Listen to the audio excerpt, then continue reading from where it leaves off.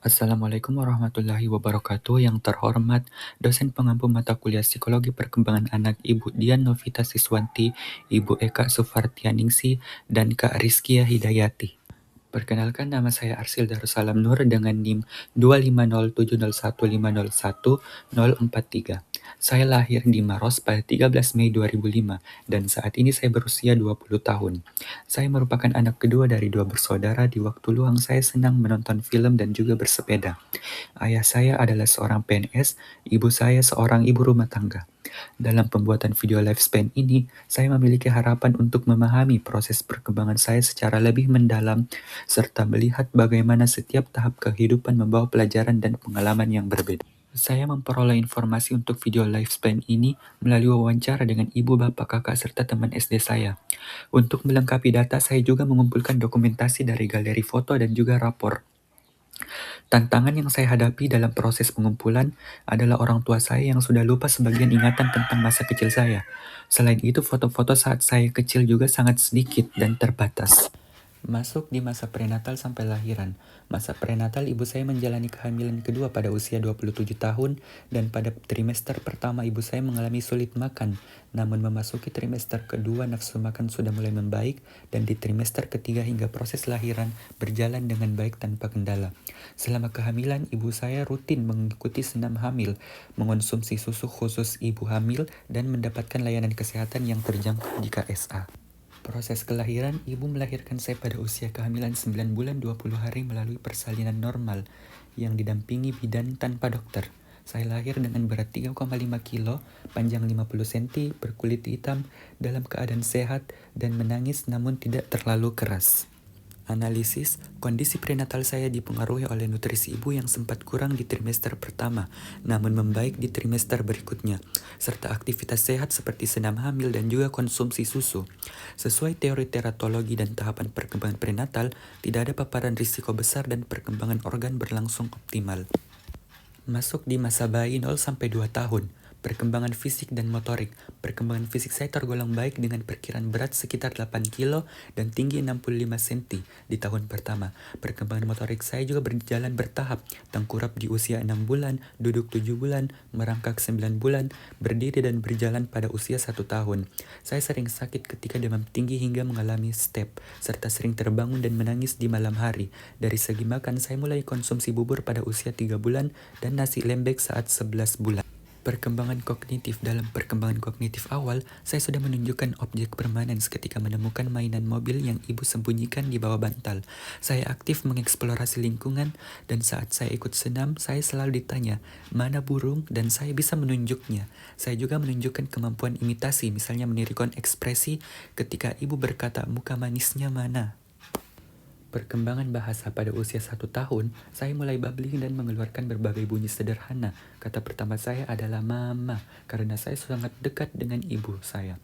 Setelah itu, kosakata saya berkembang bertahap, mulai menyebut seperti mamam untuk makan dan ba untuk bola. Dalam komunikasi awal, saya sering menunjuk benda yang saya inginkan. Perkembangan sosial emosional. Dalam tahap trust versus mistrust, rasa percaya saya berkembang melalui kedekatan dengan mama dan juga nenek yang menjadi caregiver utama. Saya menunjukkan stranger anxiety karena suka menangis ketika diambil orang lain dan sulit tenang jika tidak kembali ke mama. Dari sisi temperamen, saya termasuk bayi yang tipe difficult karena mudah rewel dan juga sulit didiamkan ketika menangis. Konteks. Pengasuh utama saya adalah mama dengan dukungan nenek ketika mama saya lagi beraktivitas. Saya mendapatkan ASI hingga usia 1 tahun dan tidak mengonsumsi susu formula. Lingkungan keluarga saat itu juga sederhana namun hangat. Meskipun ayah bertugas keluar daerah ketika saya berusia 7 bulan dan baru kembali setelah saya berumur lebih dari 1 tahun. Masuk di masa anak awal 2-6 tahun. Perkembangan fisik dan motorik. Pada usia 2-6 tahun saya memiliki kemampuan motorik kasar yang baik. Sudah bisa berlari, melompat, dan juga aktif bermain.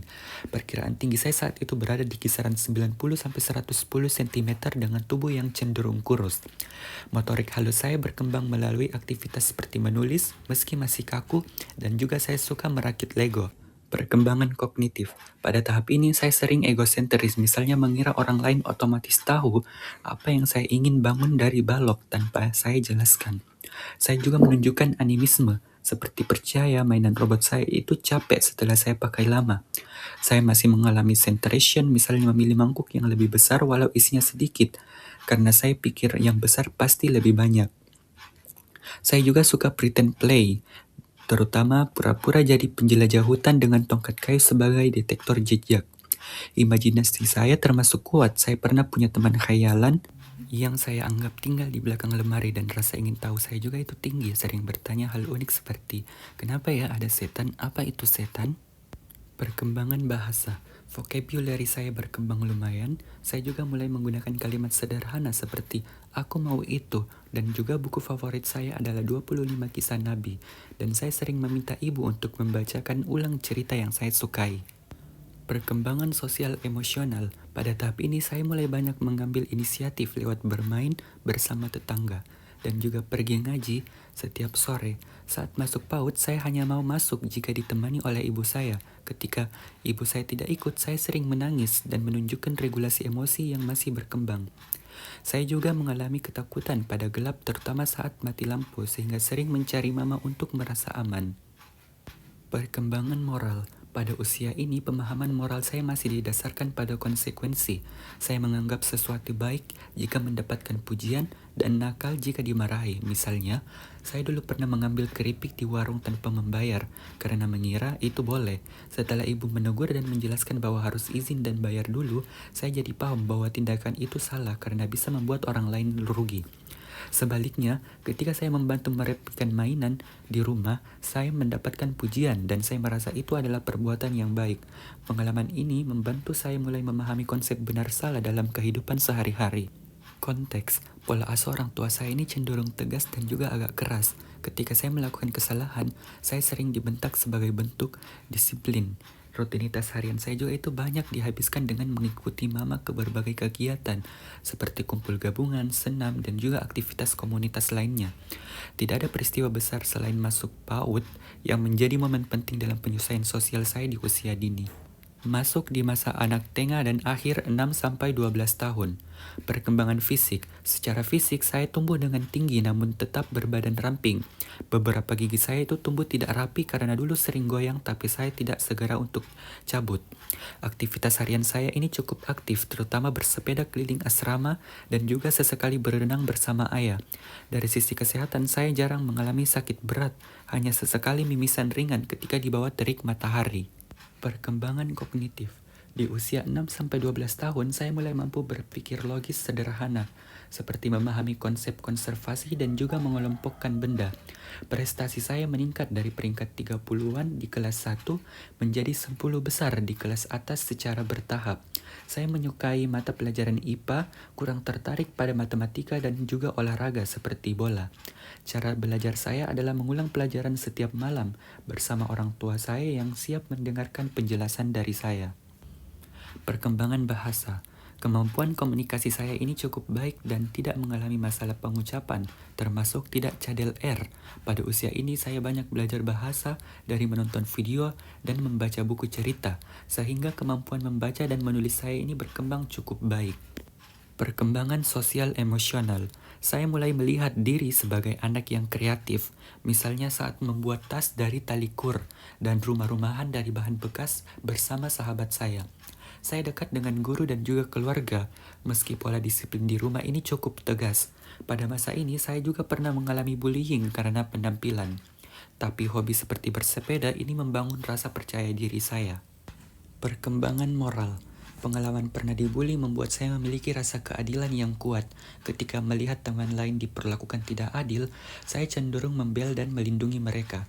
Saya juga menunjukkan empati yang tinggi, mudah merasa kasihan ketika teman sedih atau kesulitan, dan berusaha membantu sebisa mungkin. Konteks. Saya bersekolah di SD negeri yang jaraknya dekat dari rumah, sehingga saya cukup nyaman dan juga betah. Prestasi saya yang paling berkesan adalah saat saya menjuarai lomba menari 17 Agustus. Tantangan terbesar saya di sekolah itu adalah menghadapi teman yang suka membuli, sehingga saya lebih sering bermain aman seperti main sembunyi-sembunyi bersama teman dekat saya. Pada masa ini, saya juga pernah mengalami peristiwa yang tidak terlupakan, yaitu hampir tenggelam di danau, yang membuat saya lebih berhati-hati dan juga peka terhadap keselamatan saya. refleksi personal dan juga pembelajaran. Dari proses ini, saya belajar bahwa diri saya ini tumbuh sebagai pribadi yang cukup tangguh, sensitif, dan mudah berempati, sesuatu yang sebelumnya tidak terlalu saya sadari. Menghubungkan pengalaman hidup dengan teori perkembangan membuat saya memahami bahwa setiap tahap mulai dari kelekatan, perkembangan kognitif, hingga moral benar-benar membentuk cara saya berpikir dan berperilaku. Proses ini juga memperkaya cara pandang saya sebagai calon psikolog, bahwa perkembangan manusia adalah perjalanan yang unik bagi setiap orang. Saya berterima kasih kepada keluarga yang membantu mengingatkan cerita masa kecil saya, dan saya mengapresiasi perjalanan diri saya sendiri yang penuh pembelajaran. Daftar referensi. Di sini saya menggunakan 5 daftar referensi, di antaranya yang pertama itu adalah Feldman RS tahun 2017, Development Across the Lifespan edisi ke-8, Person. Dan yang kedua, Berg LA tahun 2013, Child Development edisi ke-9, Person. Dan yang ketiga, Papalia DE, Olds SW, dan Feldman RD tahun 2010, Human Development edisi ke-12, McGraw-Hill. Yang keempat, Santrok JW tahun 2019, Lifespan Development edisi ke-17, McGraw-Hill. Dan yang kelima, Shkung DH tahun 2012, Learning Theories and Educational Perspective edisi ke-6, Pustaka Pelajar. Saya ucapkan terima kasih yang sebesar-besarnya kepada dosen pembimbing, keluarga, dan semua pihak yang telah memberikan dukungan, waktu, dan bantuan dalam proses penyusunan tugas ini. Terima kasih juga kepada teman-teman yang telah berbagi cerita dan juga pengalaman sehingga materi ini dapat tersusun dengan baik. Semoga presentasi ini bermanfaat dan dapat memberikan wawasan tentang perkembangan manusia dari masa ke masa.